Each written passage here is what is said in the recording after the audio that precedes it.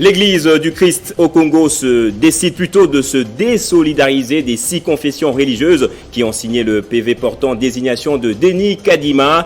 L'ECC a durci le ton contre les autres composantes religieuses et contre le gouvernement également. Quel avenir pour leur charte? Vous suivrez la réaction d'un juriste. Est prévu pour ce 3 décembre, l'élection des gouverneurs de 13 provinces pourrait être décalée. Le gouvernement a officiellement saisi la CENI pour demander un report de 30 jours pour des raisons techniques et administratives. Le ministre de l'Enseignement supérieur et universitaire a signé l'arrêté révisant les conditions d'admission dans les facultés de médecine en RDC. Mouindo Nzangi rehausse plutôt les critères. Le pourcentage pour la participation au concours d'admission pour les autres sections que les humanités scientifiques est passé de 70%. Bienvenue à vous tous et merci d'être avec nous sur Télé 50, coopération RDC-Israël. En séjour officiel en Israël, le chef de l'État a été reçu par son homologue Isaac Herzog. La cérémonie a eu lieu hier au palais présidentiel. Il était avec la presse présidentielle. La grande rencontre a eu lieu ce mercredi 27 octobre 2021 entre le président Isaac Herzog et son homologue Félix-Antoine Tshisekedi Tshilombo au palais présidentiel israélien. Le président de la République et son épouse, la distinguée première dame Denise Nyakeru Tshisekedi, ont été accueillis par le couple présidentiel de l'État hébreu avant d'être conviés à saluer les officiels présents au palais présidentiel. Les 2 chefs d'État se sont aussitôt après retrouvés pour un tête-à-tête pendant que leurs épouses respectives se sont retirées pour des échanges entre premières dames. À l'issue de leur entrevue, le président israélien Isaac Herzog a salué le leadership du président Félix-Antoine Tshisekedi Tshilombo qui, a-t-il souligné, incarne un avenir radieux pour l'Afrique et pour la RDC avant de mettre en exergue la particularité des relations séculaire entre Jérusalem et Kinshasa. Le président de la République Félix-Antoine Tshisekedi Tshilombo a inscrit sa visite d'État dans le cadre du renforcement du partenariat entre la République démocratique du Congo et Israël dans divers domaines, notamment des infrastructures, de la sécurité, de l'environnement, de l'agriculture et du numérique.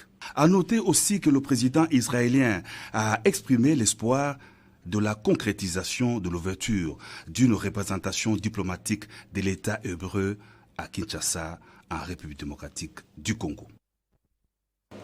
Et en sécurité dans la partie orientale du pays, une forte délégation des femmes des provinces touchées par ce fléau sont à Kinshasa pour un plaidoyer. Hier mercredi, elles ont été reçues par le président du Sénat, Modeste Bahati Lukwebo, dans le cadre de leur combat. Elles viennent de plusieurs structures de la société civile de Goma, Ituri, Walikale et Bunia. Elles ont dit leur ras-le-bol au président du Sénat, Modeste Bahati Lukwebo, à cause de l'insécurité et tueries dans leurs provinces respectives. Toutes leurs revendications sont résumées dans un mémorandum qu'elles ont remis au speaker de la Chambre haute du Parlement. Elles sont à Kinshasa pour faire un plaidoyer auprès des autorités nationales afin que l'Est du pays retrouve la paix. Le président du Sénat leur a fait part de la volonté du chef de l'État, Félix-Antoine Tshisekedi, de faire rétablir la paix dans l'Est du pays. C'est par rapport à la sécurité que nous vivons et nous avons besoin de la paix. En fait, si les femmes se sont unies, c'est pour essayer de brosser auprès des autorités la vraie réalité sur le terrain. Le message fondamental, c'est que nous avons besoin de la paix. Et s'il y a moyen que les stratégies soient revues vraiment pour que la paix revienne chez nous. Nous sommes fatigués avec les massacres. Les questions des développements de la province de la Tchopo, de l'insécurité en passant par l'eau potable pour la population, le gouverneur intérimaire de cette province les a signifiés au président du Sénat, Modeste Bahati Lukwebo. L'office du terroir dit s'être adressé à l'Institut Émanation des provinces et autorités budgétaires pour que cette dernière, à son tour, plaide auprès du gouvernement central afin que ces projets connaissent une réalisation dans un bref délai selon la vision du chef de l'État, a-t-il souligné. Le président du Sénat, toute oreille, a promis de faire un plaidoyer auprès du gouvernement central qui a reçu mission de s'occuper du social de la population.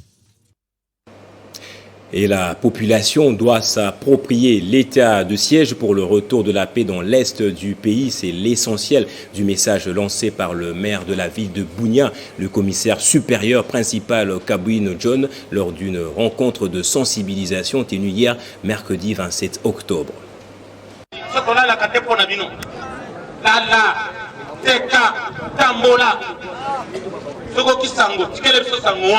L'appel au soutien des forces armées lancé par les commandants des opérations à Ituri, le lieutenant général Luboya Kashama Johnny, trouve de plus en plus sa place au sein de la population iturienne qui manifeste un engagement indéfectible d'accompagner l'état du siège vers la tête de ses objectifs. La paix ou rien, voilà la cause qui réunit en ces jours la population autour des autorités militaires et policières de l'état du siège au terrain Soukissa, situé au quartier Horo, à l'entrée sud de la ville de Bunia. Dans cette rencontre de redynamiser les relations civilo-militaires, le maire de la ville, le commissaire supérieur principal Kabouine John, appelle la population de la ville de Bunia à faire preuve d'une collaboration étroite avec l'administration militaire pour l'aboutissement de l'état du siège. Raviver le patriotisme, faire confiance aux forces armées, combattre les antivaleurs, telles sont les recommandations formulées à l'endroit de la population. Vous savez bien que ce quartier Horo, c'est le quartier le plus réputé chaud de la ville de Bunia. Le quartier où il y a trop de bandits, où il y a parfois même des tueries. Nous étions obligés, sur instruction du gouverneur de province, de descendre sur place, de venir sensibiliser cette population pour qu'elle se désolidarise de ces assaillants. Signalant qu'à nos jours, plusieurs agglomérations sont sécurisées par la police, y compris la ville et ses environs, qui écument l'ère de la paix à la suite du rapprochement civilo-militaire, comme voulu par le président de la République, chef de l'État, commandant suprême de FARDC et PNC, Félix Antoine Tshisekedi Tshilombo. Et puis faisons un tour à l'école nationale d'administration où Jean-Marie Kassamba a dispensé le cours de communication institutionnelle. C'est une tâche à laquelle il se dévoue depuis maintenant 7 ans avec énormément d'amour, des tacts et de savoir-faire. Les énarques, ses étudiants et lui-même se sont confiés à nos journalistes. C'est également une matière qu'il maîtrise à la perfection. Chef d'entreprise, journaliste de carrière et de renom, Jean-Marie Kassamba dispense également des cours dans plusieurs hauts établissements du pays. Ce jeudi, il est l'enseignant du cours de communication institutionnelle à l'École nationale d'administration. Avec une approche aussi rigoureuse que conviviale, Jean-Marie Kassamba apprend à cette jeunesse les attitudes et habitudes d'un cadre dans une institution. Captivé et admiratif du mythe Jean-Marie Kassamba, certains ont même du mal à aller en pause. Ils veulent l'écouter encore et encore. Non seulement il a l'expérience de la matière qu'il dispense, mais également il a cette pédagogie-là en lui. Il sait transmettre la matière qu'il a. En tout cas, il met tout le monde à l'aise dans le cadre de son cours. Déjà, le cours se passe très bien. Le professeur maîtrise bien sa matière. Il n'a pas forcément besoin de recourir à un manuel ou quoi que ce soit. Donc, et il le dispense très bien. Donc jusque-là, ce n'est qu'une partie, mais nous sommes vraiment satisfaits. Avouez que nous avons la chance, si pas la grâce, d'avoir parmi nous un des chevronnés en la matière, la personne de M. Jean-Marie Kassamba. Je pense que le cours jusque-là, en tout cas, ça se passe très bien. C'est un monsieur qui comprend bien la matière. Il interagit avec tout le monde, il répond à toutes les questions. En tout cas, pour moi, il maîtrise très bien et c'est un plus pour nous de l'avoir aujourd'hui. Pour l'homme, passionné du Congo, ceci est un sacerdoce. Ayant lui-même évolué dans l'école de la rigueur et de l'excellence, au point d'en faire son mode de vie, JMK ne veut pas offrir d'à peu près à ceux à qui le Congo doit être confié de manière imminente. C'est pour moi une passion et à la fois une obligation de me concentrer sur la formation de la jeunesse. Ça fait 7 promotions maintenant que je viens ici pour donner les savoirs, les savoir-faire et les savoir-être à ces jeunes qui constituent un peu l'élite pour notre pays. Parce que ce Congo a connu beaucoup de problèmes, de dépravation de mœurs. Il faut aujourd'hui que nous qui avons eu la chance d'être bien formés, nous qui avons la technique, nous qui avons parfois l'ambition de changer le paradigme dans notre pays, que nous continuons à former ces jeunes parce que ce pays ne changera que lorsque il y aura les meilleurs qui seront aux commandes et qui aura le privilège de l'intelligence à la tête de la RDC. Depuis 7 ans, cet établissement injecte les meilleurs éléments qui soient dans l'administration publique. Ses principales missions sont entre autres assurer la formation des agents de carrière de services publics de l'État, participer au recrutement des hauts fonctionnaires de l'administration publique et différents services publics de l'État. Et je l'avais dit dans le sommaire, l'Église du Christ au Congo annonce sa rupture avec les 6 confessions religieuses ayant signé le PV désignant Denis Kadima comme nouveau président de la CENI. Un durcissement de ton qui intervient après la mise en place du très controversé nouveau président de la CENI. Cette auto-exclusion de l'ECC a-t-elle des conséquences sur l'avenir de la charte qui régit les confessions religieuses? Charles Mouchizi a répondu à quelques questions de Fabien Lumbala, on l'écoute. Il est bon que la loi soit retouchée et cela est une proposition qui fuse de nous depuis pas mal d'années. Mais de fait, puisque la composante confession religieuse n'est plus une composante, elle se dissout de l'intérieur, elle donne justement au législateur toutes les possibilités et l'ouvre au législateur la possibilité de revoir la loi, ne serait-ce que sur cet aspect de composante. Il faut considérer dans la législation à venir que les églises constituent des organisations de la société civile au même titre que toutes les autres et qu'il est bon que la société civile soit renforcée dans son unité pour pouvoir statuer sur les choix de ses représentants au lieu de l'émietter, de la diviser en mettant l'église d'une part et les autres organisations d'autre part. Non, à ce jour, l'équipe qui est déjà désignée pour diriger la CENI et pour être membre de la CENI ne peut plus être affectée par toute modification de la loi. Parce que non seulement qu'ils ont déjà été entérinés par ordonnance du chef de l'État, qui est cette ordonnance, c'est l'acte qui donne plein pouvoir, qui confirme la qualité, mais aussi ils ont déjà accompli la formule sacramentelle qui est la prestation de serment et qui est la condition de forme pour confirmer la qualité en vertu de laquelle ils vont travailler à la CENI désormais.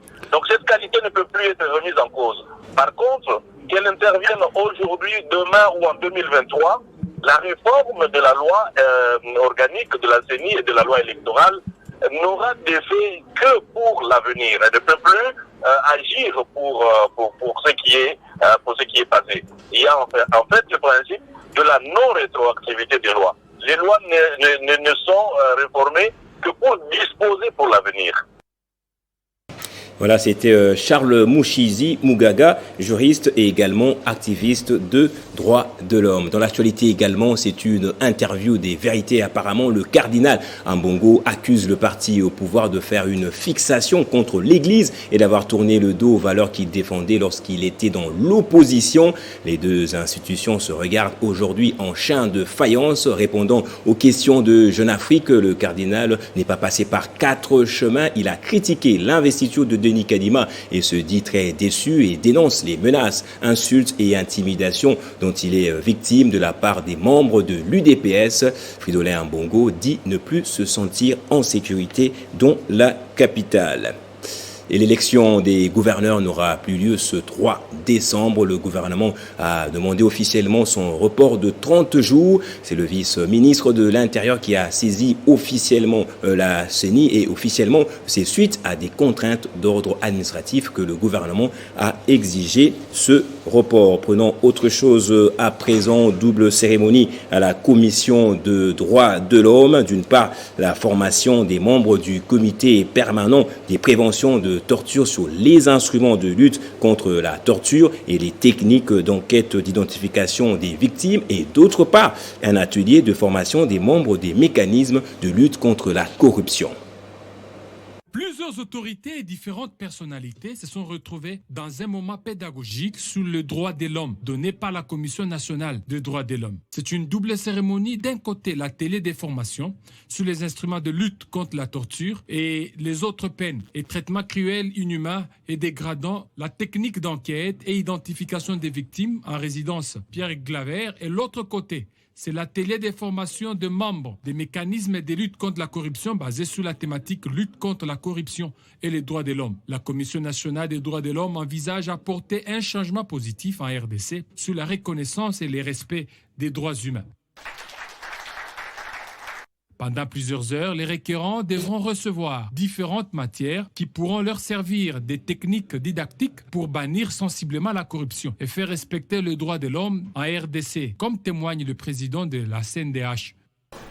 La Commission nationale des droits de l'homme, en tant qu'élément dérouage du système de protection des droits de l'homme au niveau national, a aussi un rôle à jouer dans la lutte contre la corruption. Elle participe au suivi de la mise en œuvre effective des normes internationales de droits de l'homme au niveau national, dont celles relatives à la corruption. Pendant que les assises de lutte contre la corruption sont clôturées, l'atelier des formations sur les techniques d'identification des victimes, des tortures et autres traitements inhumains vont se clôturer le 29 octobre au même endroit, avant de lancer les bénéficiaires de cette formation sur terrain pour un travail.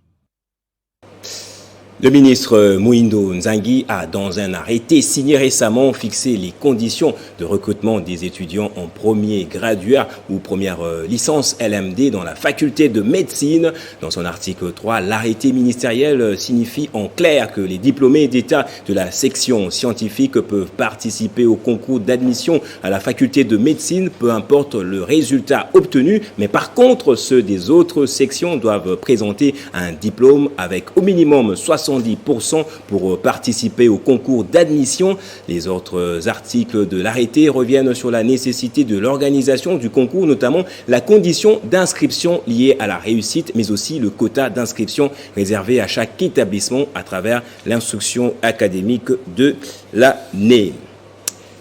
Et sauf changement, la motion de déchéance contre le gouverneur du Sankourou, Joseph Moukoumadi, sera examinée ce jeudi à l'Assemblée provinciale. La population de Lusambo était hier dans la rue en soutien à cette démarche des élus provinciaux, mais des éléments de la police ont été signalés au siège de l'organe délibérant où doit se tenir normalement la plénière. Dernières heures pour le gouverneur du Sankourou, Joseph Stéphane Moukoumadi, visé par une motion de déchéance initiée par les députés provinciaux Jean Pongo, qui a déclaré suivre la voix de la population sankouroise. Cette motion de déchéance sera, sauf changement de dernière minute, examinée ce jeudi 28 octobre par la plénière de l'Assemblée provinciale, qui n'a pas pu siéger hier mercredi faute de quorum. Téné Moukoumadi Joseph est l'un des gouverneurs de la République démocratique du Congo qui, depuis son élection en 2019, n'a jamais présenté son programme de gouvernance devant la plénière de l'organe délibérant, tel que le recommandent les textes élémentaires du pays. Il a été plusieurs fois l'objet des critiques dans l'opinion à cause de sa gestion jugée subjective par certains. Joseph Stéphane Moukoumadi, tombeur du député national Ambert Mende à l'élection de gouverneur et vice-gouverneur, a été pour la première fois déchu par l'Assemblée provinciale avant d'en bénéficier du soutien du parti présidentiel où il a adhéré juste après sa victoire à l'élection de gouverneur et vice-gouverneur en 2019. Depuis lors, il a dirigé la province malgré les cafouillages illimités qui règnent jusque-là entre l'exécutif provincial et l'Assemblée provinciale du Sankourou. Déchu en 2019, le gouverneur de la province, Joseph Stéphane Moukoumadi, se trouve de nouveau sur une chaise éjectable, car ayant perdu le soutien de la majorité des députés sur 25 que compose l'Assemblée provinciale du Sankourou. Pendant ce temps, la population de la ville de Lusambo, chef-lieu de la province du Sankourou, était massivement descendue dans la rue ce mercredi. Et l'information vient à peine de nous parvenir. Joseph Stéphane Mukumadi, gouverneur du Sankourou, vient d'être destitué par la majorité absolue des députés provinciaux qui ont voté pour la motion de déchéance. Nous y reviendrons dans nos prochaines éditions. Et dans le cadre de la lutte contre la pauvreté, un protocole d'accord a été signé à Goma, dans la province du Nord Kivu, entre FPMA, SA et la coopérative Akiba Yetu. C'est une initiative capitale pour les populations de cette province car elle va aider les micro et moyennes entreprises d'accroître leurs revenus. Ce contrat de partenariat signé à Goma entre le FPM-ISA et la coopérative Akiba Yetu vise à appuyer cette coopérative pour un accroissement de son portefeuille. Pour les gérants de cette COPEC, Henri Mouzaliwa, cet accompagnement du FPM-ISA est d'une importance capitale car désormais leurs clients seront bien servis. Leur accompagnement vient en appui de ce que nous faisons déjà et c'est très très important pour les membres que nous encadrons. Donc il faut dire qu'il y a tout un management des institutions et il n'y a aucun management qui marche sans partenariat externe. Parce que si vous travaillez vous-même, vous aurez tendance à penser que vous donnez le meilleur de vous-même, alors que si vous signez d'autres partenariats externes, ça peut vous permettre de voir ce que jusque-là vous ne faites pas pour que vous puissiez les réaliser. Le directeur général du FPM-ISA, Carlos Kalambay, a pour sa part souligné que c'est après 2 ans de tractations avec la COPEC Akiba Yetu qu'on est arrivé à ce partenariat. Il précise par ailleurs que cette cérémonie marque un bon départ pour aider les personnes à faible revenu. Notre souci, c'est de créer un noyau d'institutions financières qui soit très solide et qui sera au service tout justement des micro, petites et moyennes entreprises. Et pour y arriver, nous avons 2 branches. Il y a la branche assistance technique qui est le FPM ASBEL et puis nous avons la branche refinancement qui est le FPM-SA. Notons que les FPM-ISA est un fonds multibailleur qui soutient la construction et le développement d'un système financier inclusif, solide et responsable en favorisant les financements des micro, petites et moyennes entreprises par les institutions financières, à savoir les banques, les COPEC et les IMF, cas de la COPEC Akiba Yetu. Et dans ce même cadre, une convention a été signée entre le FPMA SA avec la société de microcrédit SMCO. C'est justement un partenariat qui pourra donner désormais de crédits allant jusqu'à 3 ans. La cérémonie s'est déroulée toujours dans la ville de Goma. C'est un nouveau partenariat signé à Goma entre le FPM-ISA et la société des microcrédits congolais. Une façon pour le FPM-ISA de soutenir la croissance du portefeuille de la SMICO et contribuer à réduire la pauvreté. Le directeur général de la SMICO Pacifique Matabaro Ndangano précise que ce prêt va permettre d'octroyer désormais des crédits à 3 ans, ce qui n'était pas avant. Comme vous le savez bien, non seulement on collecte l'épargne, non seulement on a les fonds propres en termes des actions pour le propriétaire, mais également on a des emprunts qui nous permettent aujourd'hui d'aller par exemple sur des crédits à 3 ans, des crédits d'investissement, ce qu'on ne faisait pas avant. Le directeur général du FPM, Carlos Kalambay, souligne pour sa part que sa structure est déterminée à continuer à financer les institutions financières, mais cela à certaines conditions. Comme vous le savez, le secteur financier congolais reste assez fragile. C'est un secteur qui reste très embryonnaire et pour cela, ça nécessite de notre part tout justement de passer par plusieurs analyses pour voir des institutions qui font preuve de certaines performances financières. Mais deuxièmement, ça doit être des institutions qui ont un certain ancrage social, parce que nous sommes entre les deux, c'est-à-dire qui ont un objectif communautaire assez remarquable. Rappelons que la Société des microcrédits congolais est une institution des microfinances créée en décembre 2009 par un groupe d'anciens banquiers belges et congolais qui ont un fort attachement à la région et au développement des communautés du Cal du Kivu et de la partie est de la RDC. La SMICO, des IMF, de l'est de la RDC avec un réseau de 6 agences situées à Goma, Bukavu, Uvira, Kalemi, Bunia et Kisangani. L'institution prévoit de s'étendre sur les autres régions du pays, prioritairement à Lubumbashi, au sud-est du pays.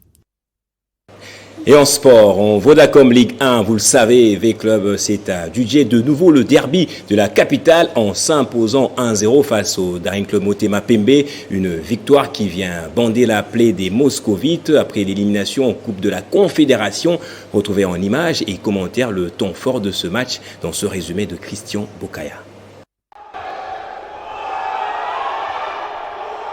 L'association sportive V-Club a réussi à maîtriser de nouveau son éternel rival, le Daring Club Motema Pembe, après son élimination précoce en Coupe de la Confédération de la CAF. Dans ces vieux derbys de Kinshasa, les Moscovites et Tupamaros se sont donnés à fond dès l'entame du match pour présenter d'abord le beau jeu, mais surtout créer la différence.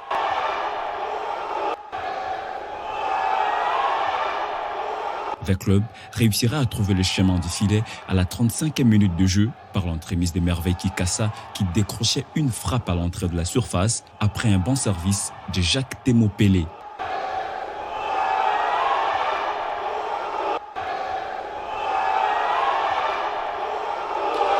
C'est sur le score d'1-0 que les 22 acteurs vont regagner le vestiaire. Au retour des Citrons, le score restera inchangé jusqu'au coup de sifflet final, malgré des occasions de but obtenues de part et d'autre. Bien avant ce match, les académiciens des Rangers se sont imposés petitement face à l'Étoile du Kivu.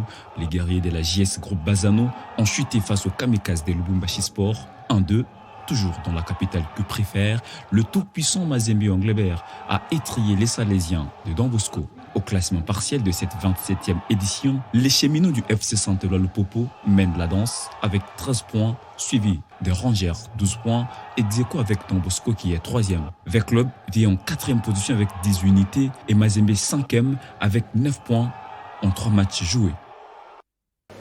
Et en international, c'est désormais officiel. Ronald Koeman n'est plus entraîneur du FC Barcelone. Le coach néerlandais a été licencié par le club catalan après la défaite 1-0 hier face à Rayo Vallecano. C'était un 3e revers en 4 matchs de championnat. Selon certains médias espagnols, Javi Hernandez est pressenti comme le prochain entraîneur du club catalan. Et en culture, le célèbre Majabou a lancé son premier studio d'enregistrement sonore et musical. Neema by Majabou, c'est le nom, est un studio répondant aux normes internationales dans le domaine. C'est le tout premier studio de ce genre en Afrique centrale. Le très célèbre Majabou a dû faire venir à Kinshasa les matériels dernier cri présents sur le marché de la musique. Pour son lancement, ambassadeurs du concours, artistes musiciens invités et les dernières recrues ont fait le déplacement pour l'inauguration du plus grand studio d'enregistrement de musique gospel high-tech de Kinshasa. C'est le directeur technique du studio qui procède à la coupure du ruban symbolique. La régie est dotée d'un matériel à la pointe de la technologie, notamment d'une console analogique et numérique S6 à vide qui peut aller au-delà de 70 pistes grâce à un système Dante. Pour un des leaders de la musique chrétienne en RDC, ce studio va améliorer les conditions d'enregistrement des œuvres musicales et décomplexer les artistes congolais. Nous avons des studios, je ne peux pas dire que nous avons toujours des bons studios, des bons ingénieurs, surtout aussi de bons ingénieurs qui se débrouillent parfois avec le matériel inadéquat ici. Mais avec l'arrivée de ce grand studio tel qu'on le voit, vraiment on doit dire ouf, enfin. Nous avons besoin d'un tel outil. Dieu soit loué, au standard vraiment international. Nous bénissons le Seigneur pour cette œuvre grandiose qui s'est faite ici à Majabou. Neema by Majabou dispose d'une isolation phonique répondant aux derniers standards, des cabines d'enregistrement des grands chœurs ainsi que d'une régie mixage et mastering avec système de communication via vidéo. Les studios disposent aussi des matériels de duplication et impression des CD ainsi qu'une application pour le partage sur les autres plateformes électroniques. Place au rappel des titres à présent.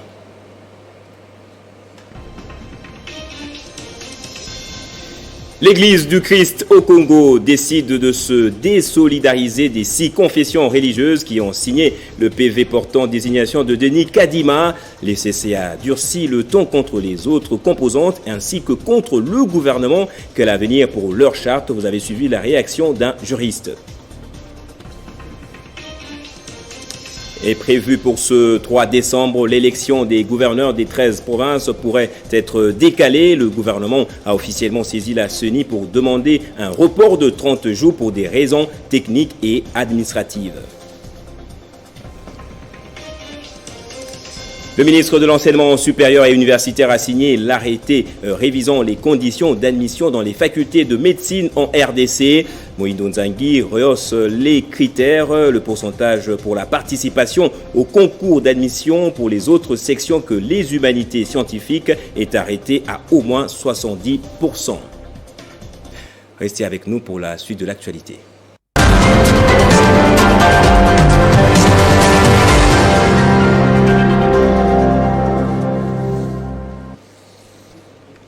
Et la suite, vous avez compris, c'est la revue de presse avec Bédrine Kenge qui fait son entrée de l'autre côté du studio. Bonjour et bienvenue à vous, Bédrine. Bonjour Gaëtan et merci. Merci. Les journaux parus ce jeudi reviennent encore sur les réactions des confessions religieuses et politiques au sujet de la confirmation des nouveaux animateurs de la CENI. Tout à fait, Gaëtan, et commençons par celle de Fridolin Mbongo. Je l'ai vu exploité dans votre journal. D'après Politico.cd, le cardinal Fridolin Mbongo a déclaré que si le peuple ne se trouve dans la même situation qu'autrefois, nous, c'est-à-dire l'Église catholique, va reprendre le combat.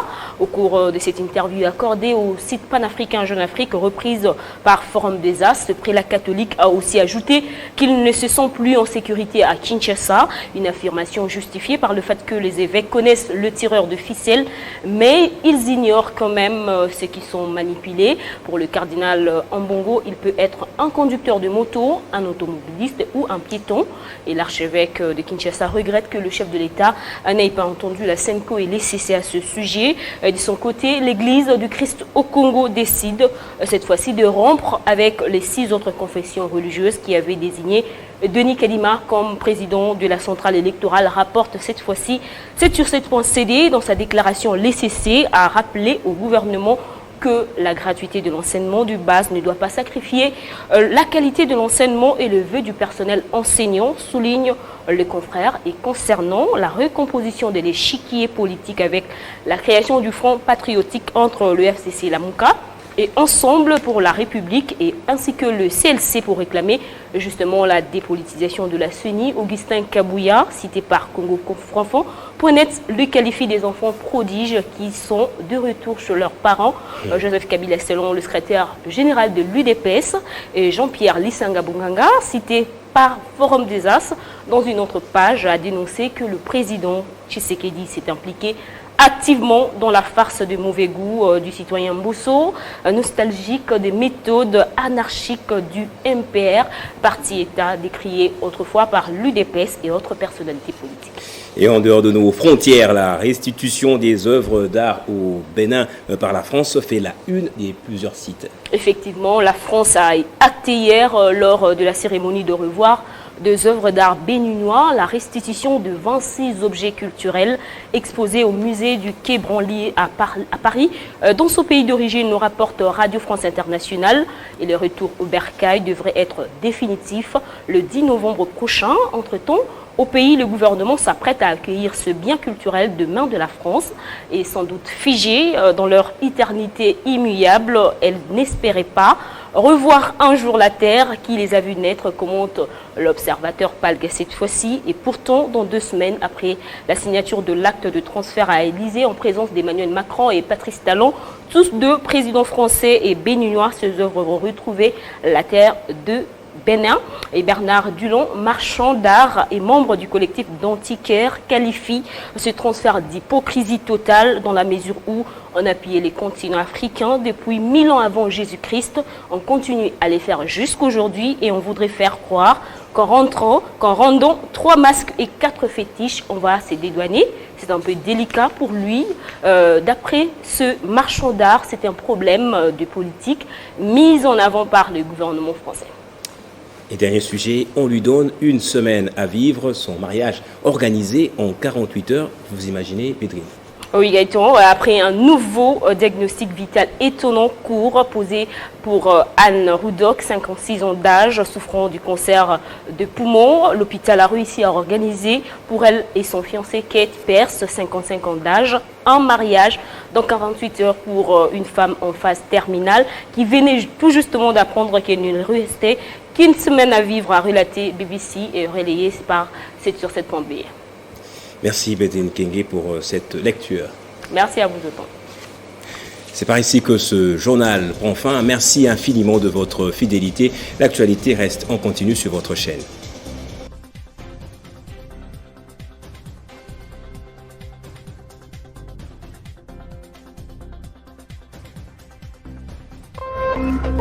Téléchargez les infos Télé 50 sur www.télé50.cd.